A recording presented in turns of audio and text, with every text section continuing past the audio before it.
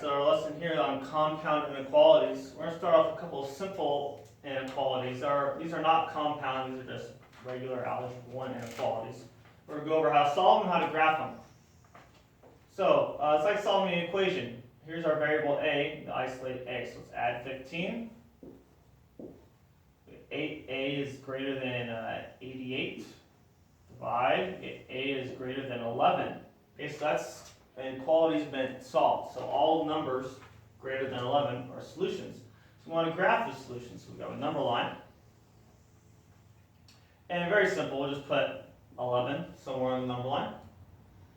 Now, it says solutions are greater than 11. So at 11, we indicate that it's greater than, not equal, with a circle, or like a hole. Okay? And greater than 11 means to the right, so we'll shade to the right of 11. And that's it. You could also, instead of a circle, use a parenthesis. So parenthesis and then shade. Either one of those is acceptable. Okay? We're going to introduce something new this year, be interval notation for your solutions. So how you do that is I'm going to put 11, comma, infinity. That means the solutions are all numbers from 11 to infinity. Now, next to 11, I'm going to put a parenthesis. Parenthesis means 11 is not a solution. It means every number just greater than 11. So like 11.01 or 11.0001. Okay, just barely bigger than 11 to infinity, and infinity will have a parenthesis. Number 2 over here, but negative 7k less than 63. So to solve, I'm going to divide by negative 7. Get k is, watch out here, if you divide or multiply by a negative, you must switch your inequality sign.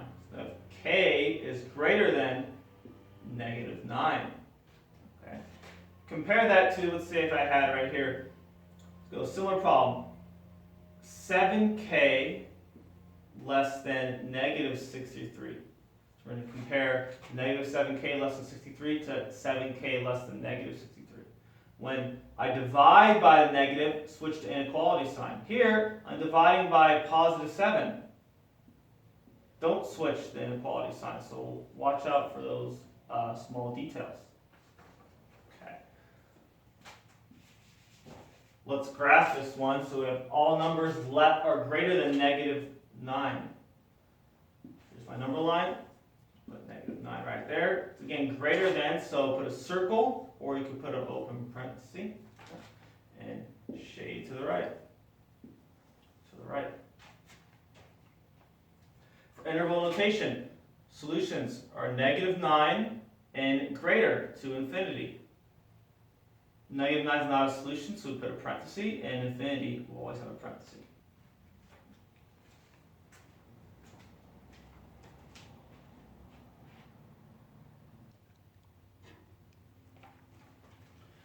Our next example, we're now getting to a compound inequality. Compound meaning more than one thing. So we have two inequalities simultaneously.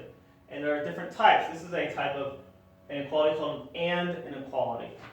So very important that you watch out for this word. It could be and or. Right now it's and.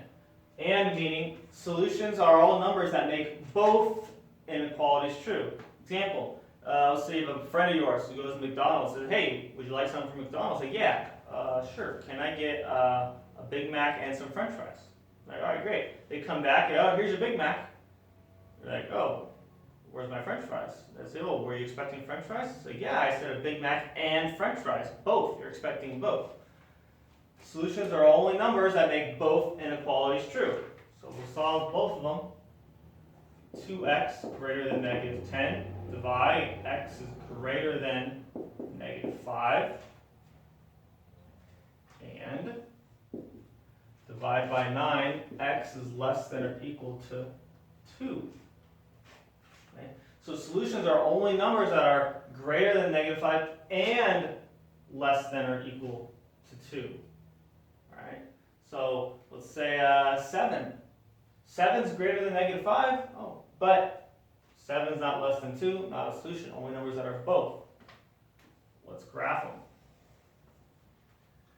Very simple. Put negative 5 on the number line, put 2 over here. Okay, so greater than -5, put a circle or a parenthesis, doesn't matter. Less than or equal to 2, or equal, which means 2 is a solution. You must include it by doing a dot or a filled in circle. Or you could do a bracket. Bracket means included. So we want numbers that are greater than or to the right of 5 and left or less than 2. So we shade everything in between. I always suggest you graph first, or after you solve, then you graph before you write your answer in interval notation. Because once you have the graph correct, it's very easy to write the notation. You say, okay, I got -5 and 2, and let's see, -5 is not a solution, so it gets a parenthesis. 2 is a solution, gets a bracket. This is not a point on a graph. Okay, different context here. Not a point on a graph. This is saying solutions are all numbers from -5 to 2. Not including -5, including 2.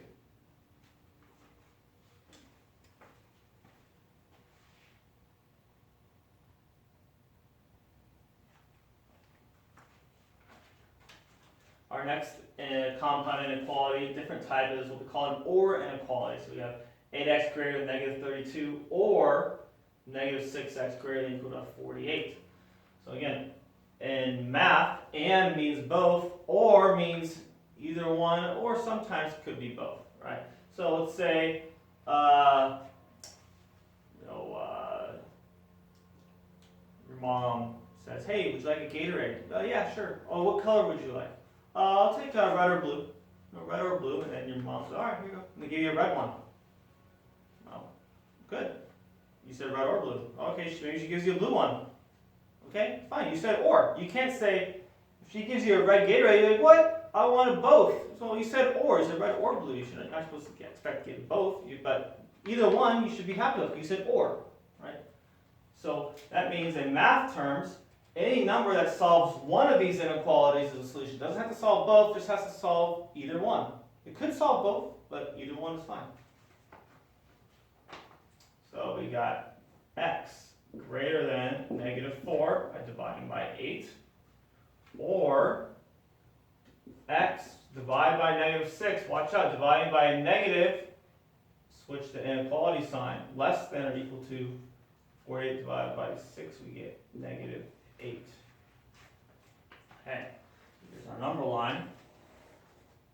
Let's put -8 and -4.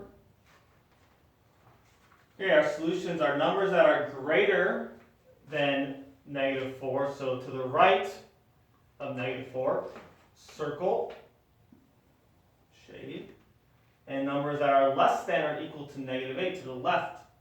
So dot, filled in circle, and shade to the left. Okay. So all these numbers here, like let's say a number to the right of -4. How about 0? 0 is greater than -4. It's a solution. It only has to fit one of them because it's or, so you shade it. Okay. Numbers in between here, let's say -5. -5 is not greater than -4, and -5 is not less than -8, so therefore it doesn't get shaded because it doesn't solve either one. Oh, crap, interval notation.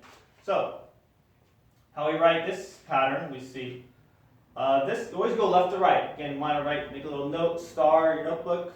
This is always true, always. Intervals always go from left to right, smallest to biggest. And smallest to biggest from left to right. So this shading is going to the left forever. That's negative infinity. Nothing smaller than negative infinity, comma, -8. Infinity always has a parenthesis, not a bracket. Again, write down your notebook, the little star, it's always true. For intervals, infinity always has a parenthesis. -8, filled in, it's included in the solution, it's a bracket. This interval, we've got -4 with a circle or a hole, so it'll go parenthesis, comma, and shading to the right forever, which would be positive infinity. Infinity always has a parenthesis. And so we have solutions are this interval and also this interval. The way we connect them is with this symbol. So U, it stands for the union, in math called a union symbol, which means or. Okay, so this U stands for union, and it means or.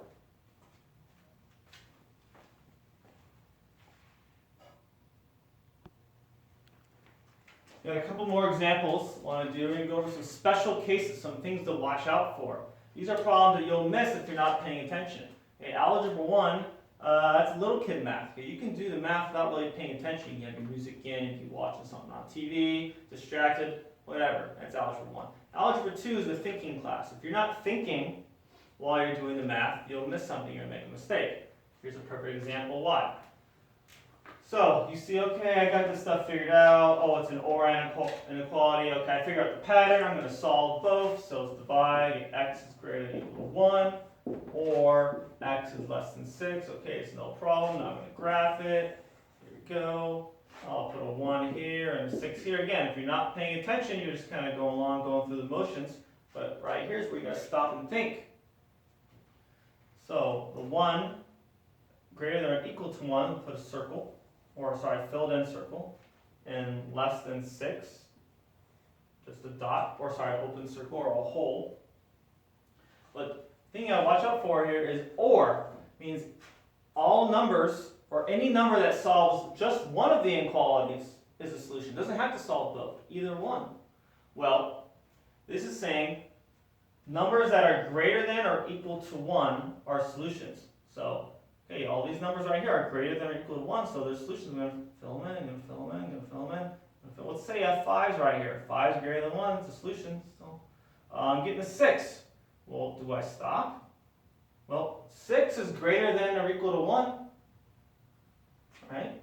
And or means as long as the number solves one of these, it's a solution. So therefore 6 is a solution, because 6 is greater than or equal to 1.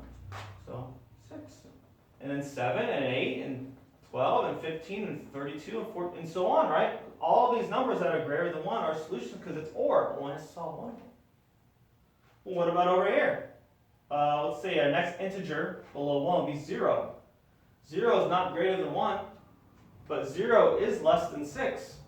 And since it's an or inequality, as long as it solves one of them, it's a solution. So therefore, every number this way, right? Every number less than 6 solves this inequality.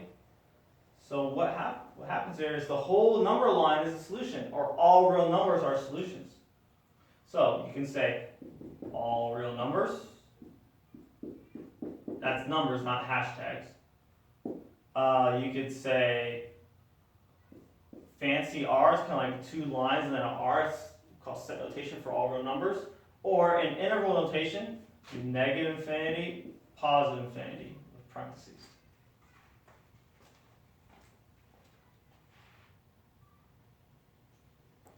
Our last example, another special case here. Again, if you're just kind of going through the motions and doing your problems and just following the patterns, say, okay, I'm pretty good at following the patterns, I figured this out. Yeah, you probably get a B, which is not bad. But if you want to get an A, you got to figure out these special cases also and watch out for these by thinking or paying attention while you're doing the problem. So I'm going to solve both the inequalities. That x is greater than 5, and, right, this is an and inequality, which means solutions are only ones that solve both. Let's add 10. X is less than 0. Number line. 0, 5.